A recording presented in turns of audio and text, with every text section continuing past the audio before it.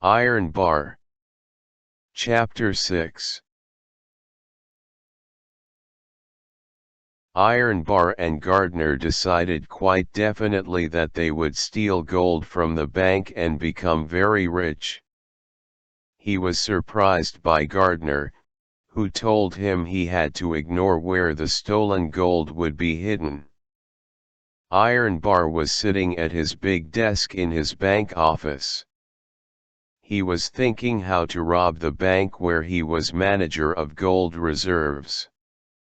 He opened the drawer of his table, taking out a big gold bar. It was very heavy, he could hardly manage to put it on his desk. The gold bar had been brought to his office earlier, to be shown to a foreign client. The client liked it and closed a deal with the bank worth $100 million.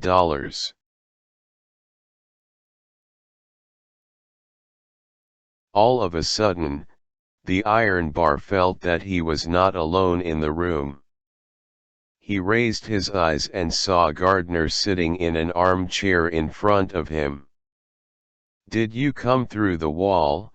he asked. "Sure," was the answer. "Well, did you think about our new venture?" "Yes, I did," said Iron Bar.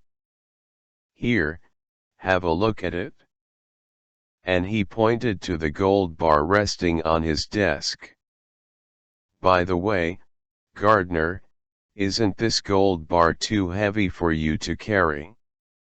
"You are joking," said the gardener, lifting the bar with great ease.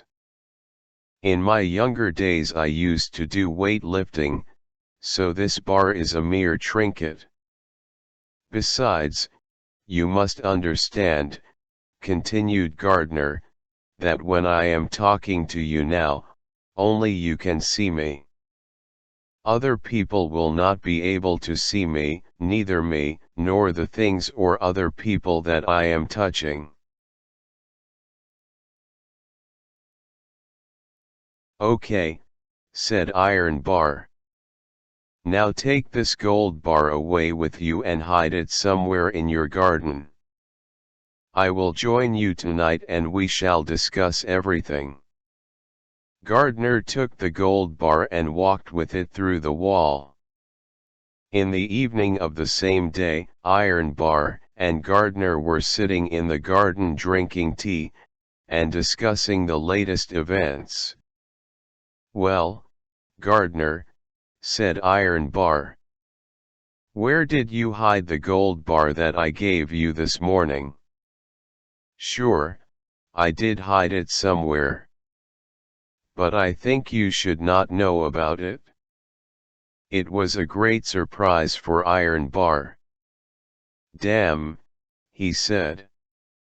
"I am the author of the idea, I am the main suspect, and you say I shouldn't know about the hiding place of the gold that I have stolen myself?"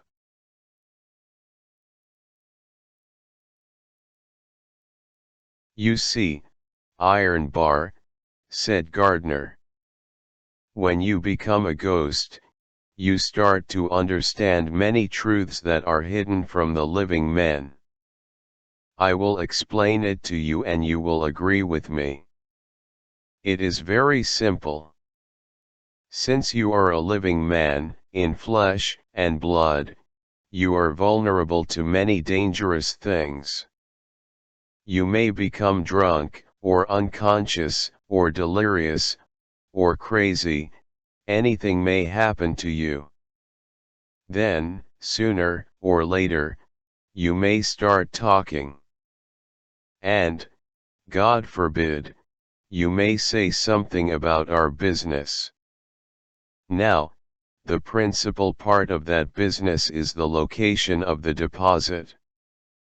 The stories about the robbery, the ghost going through the wall, can be discarded as gibberish, but the real location and the discovery of the hiding place, that is really quite undesirable.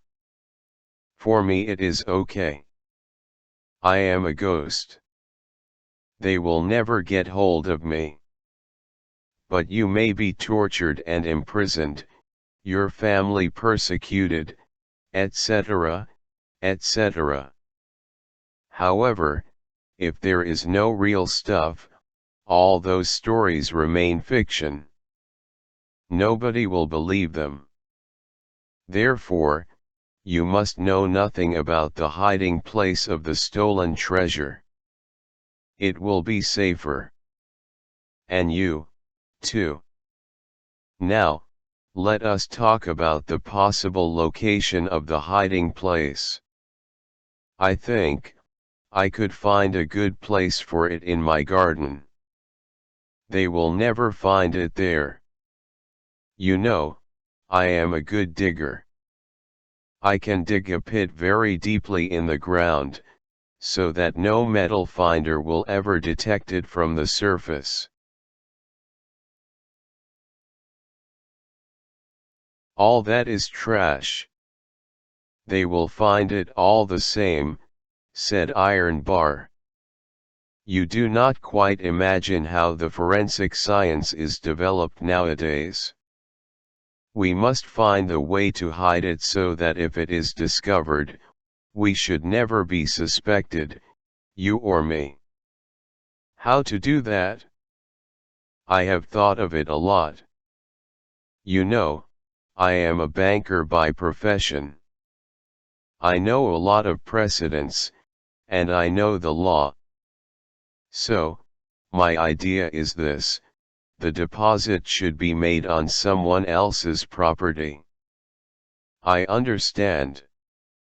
Iron Bar, you are a genius. Please, tell me nothing more.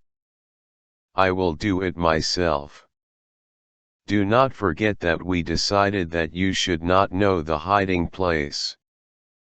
If you suggest whose property it is going to be and I agree, that means that if the time comes for you to be interrogated by the police, you will start singing and they will know everything.